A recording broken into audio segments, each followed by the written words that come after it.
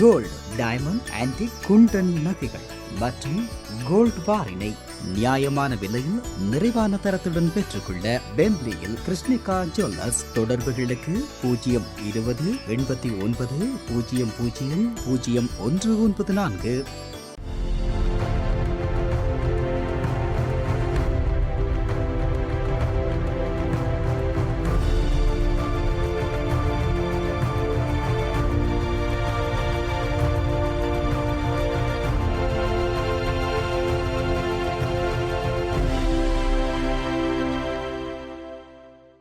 வணக்கம். இது ஐபிசி தமிழின் செய்தி வீச்சு. இன்றைய செய்தி வீச்சிலும் இலங்கை மற்றும் உலக நிலவரங்கள் காத்திருக்கின்றன. வணக்கம். இது ஐபிசி தமிழின் செய்தி வீச்சு. இன்றைய செய்தி வீச்சிலும் இலங்கை மற்றும் உலக நிலவரங்கள் காத்திருக்கின்றன. ஸ்ரீலங்காவின் அரசு தலைவர் தேர்தல் களத்தில் தமிழர் தரப்பில் பொது வேட்பாளர் ஒருவரை களமிறக்கிக் கொள்வதற்கான புரிந்துணர்வு ஒப்பந்தம் ஒன்றை கைச்சாத்திடும் அளவுக்கு பொது வேட்பாளர் விருப்ப தரப்பு முன்னேற்றத்தை காட்டியுள்ளது.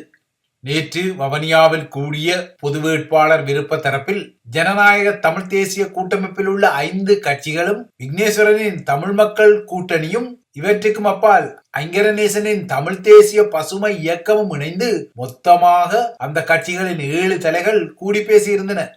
தமிழ் தேசிய கட்சிகளின் இந்த தலைகளுக்கு அப்பால் பொது கட்டமைப்பை சேர்ந்த தலைகளும் இந்த கலந்து உரையாடலில் இணைந்திருந்தன. நேற்றைய சந்திப்பின் போது மேலும் ஒருபடி முன்னகர்ந்து இந்த தரப்புகள் தமக்கிடையில் ஒரு புரிந்துணர்வு ஒப்பந்தத்தை, அதாவது மெமரண்டம் ஆஃப் அண்டர்ஸ்டாண்டிங் நிலையை ஏற்றுக்கொண்டனர். இந்த ஒப்புதலின் அடிப்படையில் எதிர்வரும் 6ஆம் தேதி இந்த MOU ஒப்பமிடப்பட உள்ளதாகவும் செய்திகள் வெளியிடப்பட்டன. தமிழர் தரப்பில் பொது வேட்பாளர் ஒருவர் களமிறக்கப்பட்டால், இல்லையென்றால் அவ்வாறான நிலையை உருவாக்கும் நகர்வுகள் இடம்பெற்றால் எப்பாடுபட்டும் அவற்றை தோற்கடிக்கப் போவதாக சுமந்திரன் சூளுரைத்துள்ள நிலையில் பொது வேட்பாளர் களமிறக்கத்துக்காக தமிழ் தேசிய கட்சிகளும் பொது கட்டமைப்பும் தமக்கிடையில் ஒரு புரிந்துணர்வை உருவாக்க முனைவது சுமந்திரனை சற்று அந்தரப்பட வைக்கவும் கூடும். இதற்கிடையே தமிழ் தேசிய கட்சிகள் அவ்வாறு இருக்க, நேற்று முதல் இந்த பொது கட்டமைப்பு தனது பெயரை தமிழ் நேஷனல் போரம் என, அதாவது தமிழ் தேசிய பேரவை என மாற்றியுள்ளது. இவ்வாறு பழைய பொது கட்டமைப்பு கழிந்து புதிய தமிழ் தேசிய பேரவை உருவாக்கப்பட்ட நிலையில் அந்த கட்டமைப்பு மேலும் சில உப கட்டமைப்புகளை தனக்காக உருவாக்க உள்ளதாகவும் அறிவிக்கப்பட்டுள்ளது. இவ்வாறான உப கட்டமைப்புகளின் உருவாக்கமும் பொது வேட்பாளர் ஒவ்வாமை தரப்புகளுக்கு புதிய சவால்களை உருவாக்கக்கூடும். இவ்வாறாக உருவாக்கப்படும் உபகட்டமைப்புகள் தான் எதிர்வரும் நகர்வுகளை தீர்மானிக்கும் எனவும், ஒரு உபகட்டமைப்பு பொது வேட்பாளராக களமிறக்கும் முகத்தை தீர்மானித்துக் கொள்ளும் எனவும், இன்னொரு உபகட்டமைப்பு பொது வேட்பாளருக்குரிய தேர்தல் விஞ்ஞாபனத்தை தயாரித்துக் கொள்ளும் எனவும், அதேபோல இன்னொரு உபகட்டமைப்பு குழுவோ பொது வேட்பாளரின் களமிறக்கத்துக்கு தேவையான நிதி நடவடிக்கைகளை முகாமை செய்யும் எனவும் அறிவிக்கப்பட்டுள்ளது. பொதுவாகவே தேர்தல் ஒன்றில் களமிறங்கும் வேட்பாளர் தனக்குரிய வெற்றி இலக்கை எதிர்நோக்கியபடியே அந்த தளத்தில் இறங்குவது வழமை என்றாலும், தமிழர் தரப்பின் பொது வேட்பாளர் மட்டும் இந்த களத்தில் தோல்வி நிச்சயம் என தெரிந்துதான் களமிறங்கப் போகிறார்.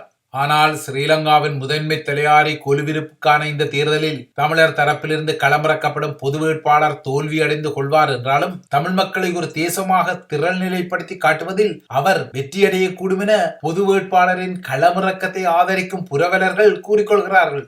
ஆனால் இவ்வாறாக தமிழ் தேசிய முகங்கள் பொது வேட்பாளருக்கு பின்னால் உருவாக்கி கொள்ள ஆசைப்படும் திறநிலையை சுமந்திரன் அணியின் ஆக்ரோஷம் நிச்சயமாக உரசும் என்பதும் வெளிப்படையானது. இந்த நிலையில் சுமந்திரன் வெளிப்படுத்தும் ஆக்ரோஷமான பொது வேட்பாளர் களமிறக்க ஒவ்வாமைக்கு காரணம் அவரது தனிப்பட்ட அரசியல் நிகழ்ச்சி நிரல் என EPRLFின் தலைவர் சுரேஷ் பிரேமச்சந்திரன் நேற்று சாடியிருக்கிறார். அத்துடன் முள்ளிவாய்க்கால் வரை தமிழ் மக்களை விரட்டி கொன்ற ஸ்ரீலங்காவின் ராணுவ தளபதியான சரத் பொன்சேகா பின்னர் அரசியல்வாதியாக அரிதாரம் எடுத்த போது அவருக்கு வாக்களித்த தமிழ் மக்களுக்கு ஏன் தமிழ் பொது வேட்பாளருக்கு வாக்களித்துக் கொள்ள முடியாது எனவும் அவர் தர்க்கம் செய்தார். அத்துடன் தமிழ் தேசிய கூட்டமைப்பு தமது ஆதரவு சுட்டு விரலை நீட்டிக்கொண்டதால் தான் கடந்த காலங்களில் இடம்பெற்ற அரசு தலைவர் தேர்தலில் சரத் பொன்சேகாவுக்கும் மைத்திரிக்கும் சஜித்துக்கும் தமிழ் மக்கள் வாக்களித்துக் கொண்டதாகவும் அவர் கூறினார்.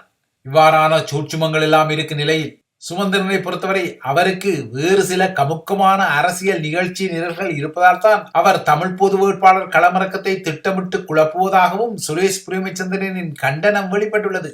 பொது வேட்பாளர் திட்டமிட்டபடி களமிறக்கப்பட்டால் தனது அரசியல் நிகழ்ச்சி நிரல் குழம்பிவிடும் என்ற அச்சத்தின் காரணமாகத்தான் எப்பாடுபட்டும் பொது வேட்பாளரை தோற்கடிக்கப் போவதாக சுமந்திரன் கூறிக்கொள்வதாகவும் சுரேஷ் பிரேமச்சந்திரன் கூறிக்கொண்டார். ஆக மொத்தம் தென்னிலங்கையாக இருக்கட்டும் அல்லது தமிழர் தாயகமாக இருக்கட்டும், இலங்கை தீவின் தேர்தல் களங்களை மையப்படுத்தி சில நிகழ்ச்சி நிரல்கள் இருப்பதை ஸ்ரீலங்காவின் சமகால முதன்மை தலையாரி ரணில் கடந்த புதனிரவு நாட்டு மக்களுக்கு உரையாற்றிய போது வெளிப்படுத்திய கருத்துக்களிலும் தெளிவாக காண முடியும்.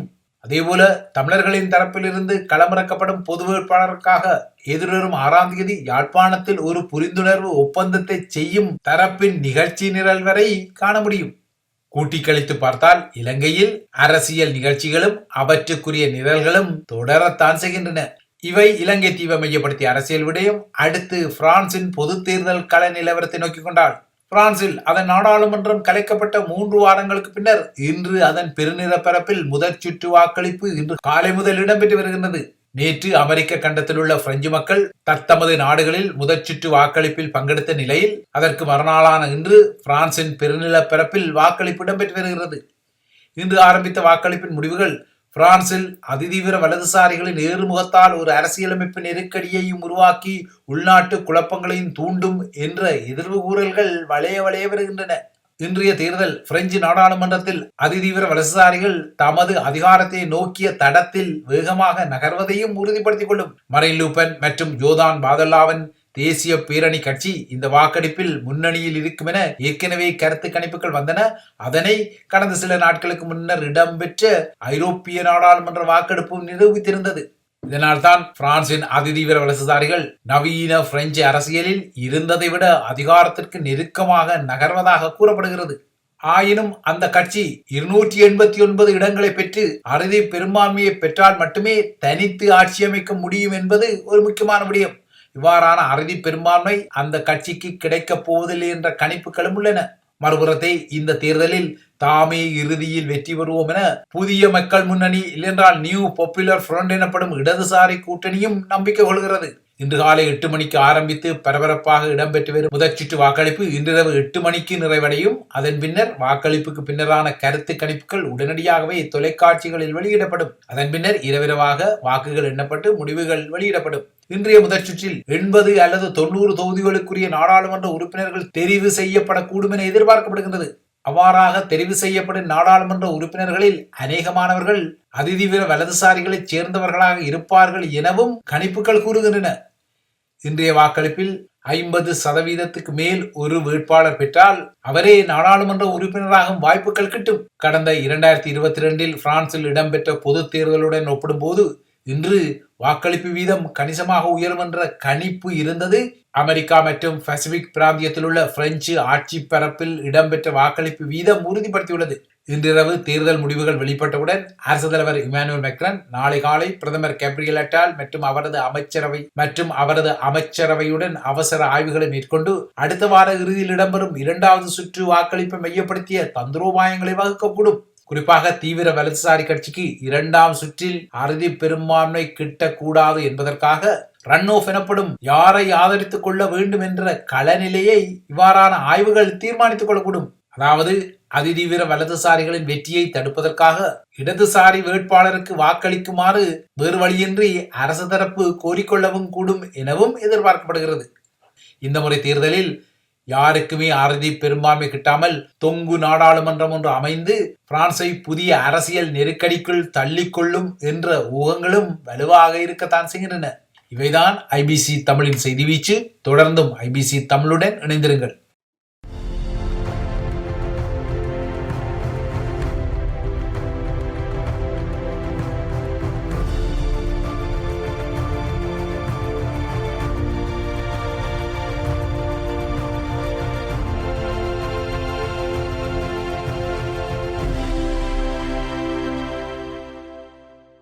வணக்கம். இது ஐபிசி தமிழின் செய்தி வீச்சு. இன்றைய செய்தி வீச்சிலும் இலங்கை மற்றும் உலக நிலவரங்கள் காத்திருக்கின்றன.